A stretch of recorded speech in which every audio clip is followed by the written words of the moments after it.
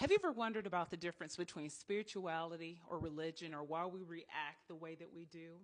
Welcome to a three-part series on life's essentials. While I'm your facilitator, life is your teacher. There are no real requirements for this course, just an open mind and a willing heart. A journal would be helpful, but nothing elaborate is needed, just as fine. Dollar Tree, something like that, whatever you can get your hands on. What this series covers in part one is spirituality versus religion and the ego. Part two will delve into metaphysics and manifestation. And then in part three, living a balanced life with tools like meditation, stillness, and prayer. So let's go ahead and dive in. Spirituality versus religion. We often hear spirituality and religion used interchangeably, but they are not the same. Religion is a roadmap of sorts. It's based on beliefs, practices, and traditions. For example, I'm from South Georgia. You already know what that means. It's the Bible Belt, where it was traditional to go to church on Sundays, maybe Wednesday night Bible study. We read the Bible, prayer before meals. That's all a part of the religious tradition, Christianity. Spirituality, on the other hand, opens a doorway for a direct experience with God, the universe, or however you define this name for a higher power. One major difference is that religion asks you to follow a path, while spirituality invites you to create your own.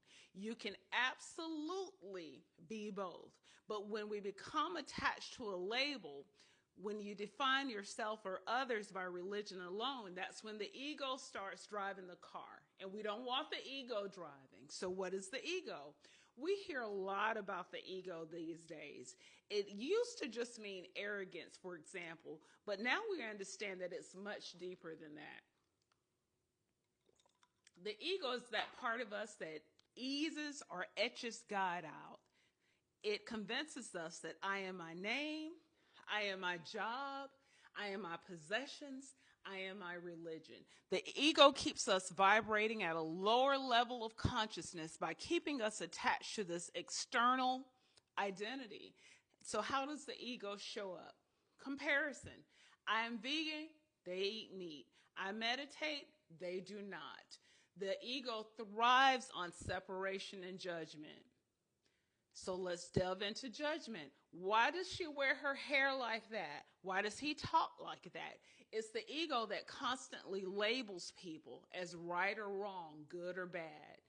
It always needs to be right. Have you ever met someone who always has to have the last word? I mean, no matter what, they're going to be right. Well, that's the ego in action. We see it all over social media. One comment triggers another, and suddenly all hell breaks loose. That's the ego feeling threatened by differing opinions. So how do we overcome this ego? The beautiful thing about its thoughts is that we can observe them. And if we can observe them, that means we are not our thoughts. So we overcome the ego by becoming aware of our thoughts.